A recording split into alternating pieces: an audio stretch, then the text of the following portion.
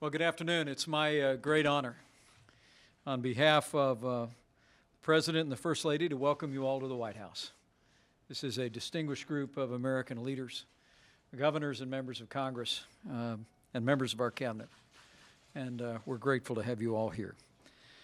You know, for nearly 100 days, President Trump has been delivering on the promises that he made to the American people. The President's been fighting for American jobs every single day since he was elected, putting renewed emphasis on American energy, cutting through a mountain range of red tape from the last administration. And today, the administration outlined the President's vision for tax reform, which will include one of the largest tax cuts for individuals and businesses in the history of this country.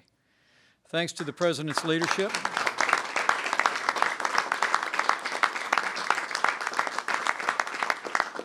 thanks to President Trump's leadership, more than 500,000 jobs have been created in 2017 alone. Businesses and consumers are more confident than they have been in years and by some measure for decades.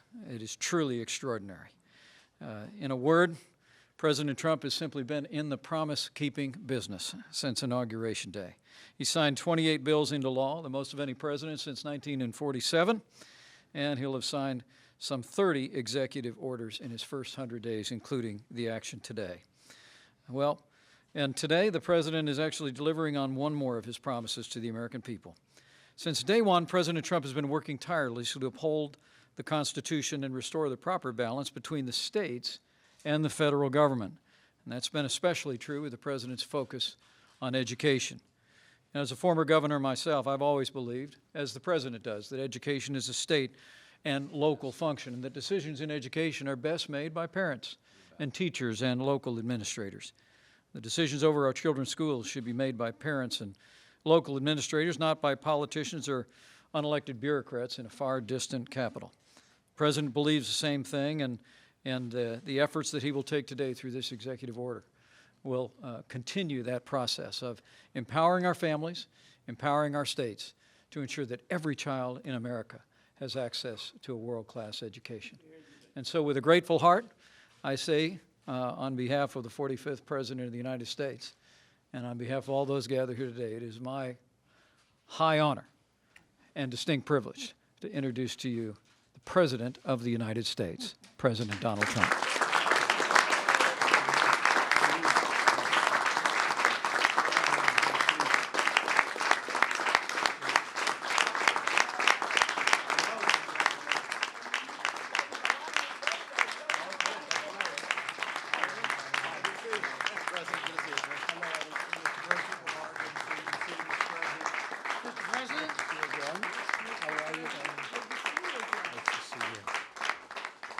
Well, thank you very much, Vice President Pence, who has done an absolutely outstanding job as Vice President. We very much appreciate it. And I want to thank also Education Secretary Betsy DeVos for spearheading our effort to restore state and local control of our schools. Thank you very much, Betsy. With her help, we are empowering those who know our students best. I would say by far the best, right, Betsy? Their parents and the teachers, so that every child has the chance to succeed. In fact, we're proud to have some of those wonderful teachers here with us today, and we'd like to welcome all of them to the White House. It's a great honor. I also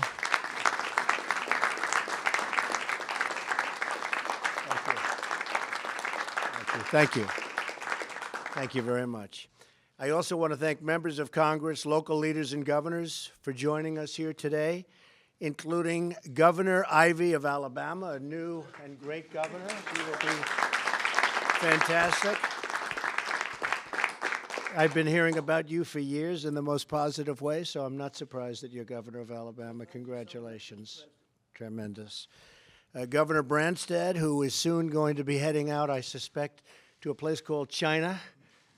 They love him, I will tell you. They really love the soon-to-be ambassador, but he also loves China. So it was a good combination. I was very happy to put it together. They're looking forward to seeing you. Very much so. Thank you. Thank you, Governor.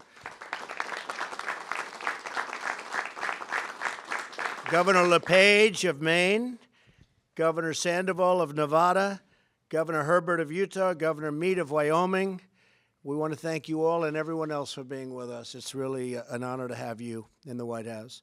For too long, the federal government has imposed its will on state and local governments. The result has been education that spends more and achieves far, far, far less. My administration has been working to reverse this federal power grab and give power back to families, cities, states, give power back to localities. Before this administration, only one time in our nation's history had a president signed a bill that used the Congressional Review Act to cancel a federal regulation. In less than 100 days, I have signed 13 such congressional resolutions to cancel federal regulations and give power back to the people. And I'm very honored to have done so. I've also, thank you.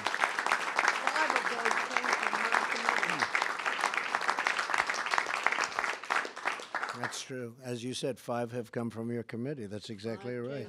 Good job. I think she's done a good job. I've also signed over a dozen executive actions that reverse federal intrusion and empower local communities. The executive order I'm signing today is another critical step to restoring local control, which is so important. This executive order directs Secretary DeVos to review current federal regulations and ensure that they don't obstruct the ability of states, local governments, teachers, and most importantly, parents to make the best decision for their students and, in many cases, for their children.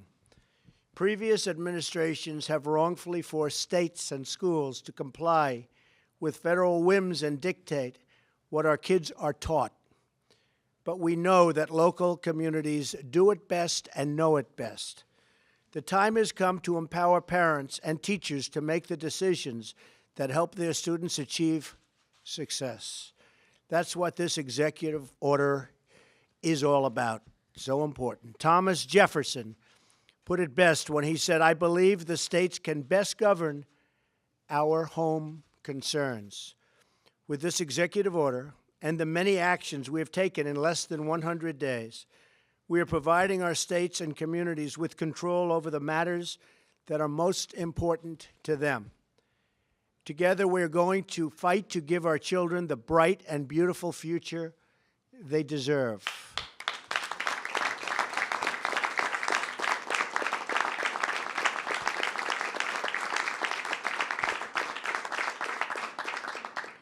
So I want to thank you all. As you know, I'm heading over to a Senate meeting. That's a very important meeting. So I'll be leaving now, but I just wanted to introduce our really exceptional education secretary.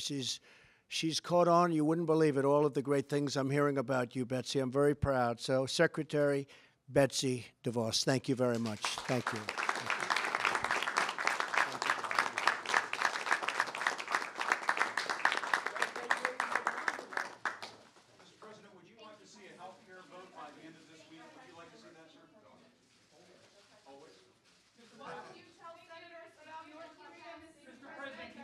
The American people your tax bill will not balloon the deficit?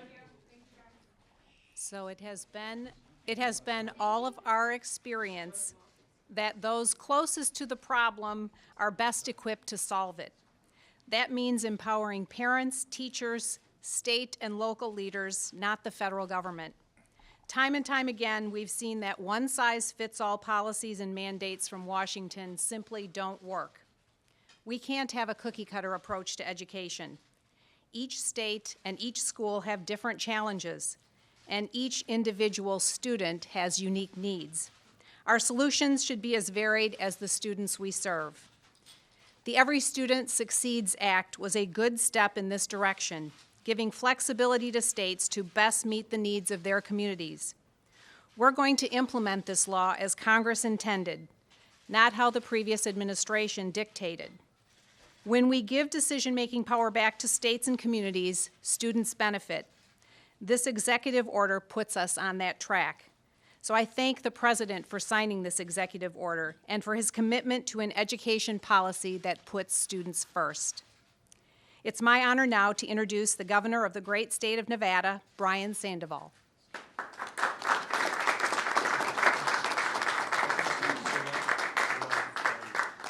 Thank you, Madam Secretary. Mr. President. It's going to be a short speech because I just felt I had to stay here. It just got shorter, Mr. President. Mr. Vice President, members of Congress, my fellow governors, representatives, teachers, educators, it really is a privilege and honor to be with you all today. You know, in my home state of Nevada, I often say that what happens in our schools today will determine the future of our great state. And Mr. President, I know that your action today will empower every state to improve our delivery of education. Most importantly, it will allow governors across the nation to ensure that all states serve all students from all backgrounds. Now, as the incoming chair of the National Governors Association, I know that the governors will collectively continue to act as the national voice on federalism. And as the leaders of education in our states, we look forward to working with this administration to ensure our role is reflected in federal policy. Now, over time, the Department of Education's obligations have grown beyond its initial charge, and many well-intended acts resulted in states feeling more and more constrained by federal rules. Today, Mr. President, your signing of this executive order will place the states back in the driver's seat. Thank you, sir.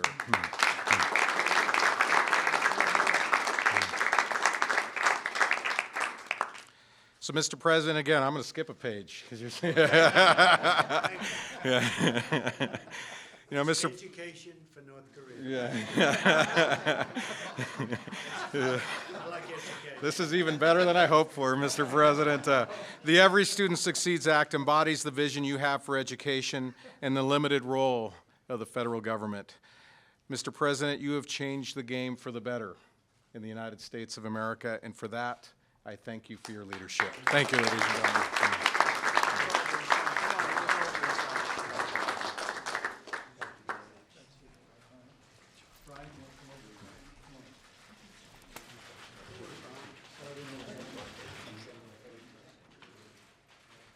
This is a good one, right? Enforcing statutory prohibitions on federal control of education. Does it get better than that, right?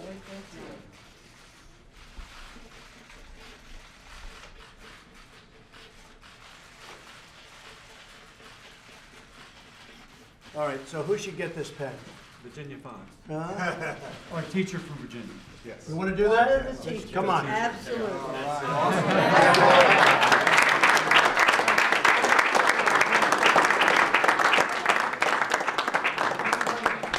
Mr. President, can you say to the American people that your tax plan will not balloon the deficit? It's a great plan. It's going to put people back to work. Good luck, everybody.